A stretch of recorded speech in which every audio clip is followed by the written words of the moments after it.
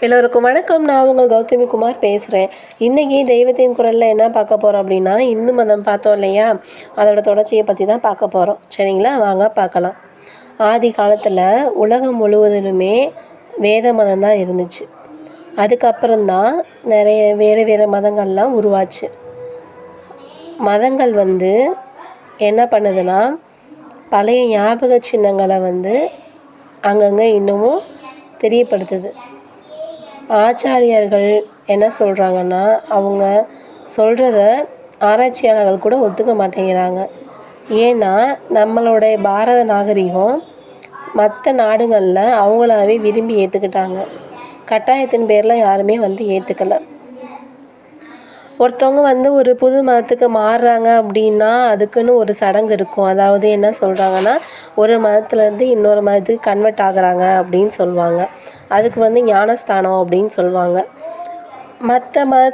மற்ற எந்த மதத்துலேயும் அதிகமாக சடங்கு சொல்கிற அளவுக்கு இந்து மதத்தை பார்க்கும்போது, நம்ம மதத்தில் ஒருத்தவங்கள மாற்றுறதுக்கு ஒரு சடங்கும் இருக்கிறது தெரியல.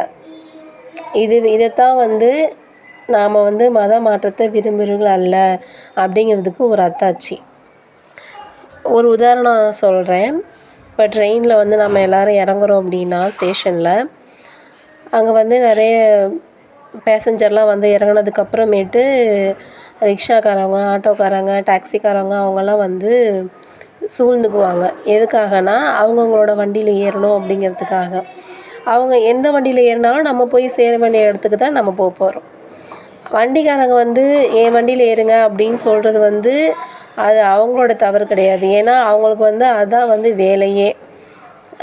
அதே மாதிரி தான் நம்ம எந்த மதத்தில் இருந்தாலுமே போய் சேர வேண்டியது கடவுள் அப்படிங்கிற ஒரே ஒரு லட்சியம். அவங்கள தான் நம்ம போய் சேர போகிறோம். சரிங்களா, அதுக்காக போட்டி போட்டுட்டு நம்ம வேறு மதத்துக்கு மாறுறோம் அப்படிங்கிறது ஒரு அர்த்தமே கிடையாது. இப்போது நதியில் ஒரு ஆற்று மேலே பாலம் போட்டிருக்காங்க. அந்த பாலத்தில் நிறைய வளைவுகள் இருக்க தான் செய்யுது. எல்லா வளைவும் ஒரே மாதிரி கட்டப்பட்டிருக்கு தான். ஆனால் பக்கத்துலேருந்து பார்க்கும்போது ஒரு வளைவு பெருசாகவும், தூரத்துலேருந்து பார்க்கும்போது தூரத்தில் இருக்க வளைவெல்லாம் சின்னதாகவும் தெரியும்.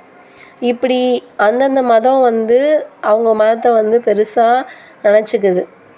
அதனால தான் எங்கள் மதத்தில் சேருங்க அப்படின்னு சொல்கிறாங்க. சரியா, யாரும் அவங்க பிறந்த மதத்தை விட்டு விலக வேண்டிய அவசியமே கிடையாது.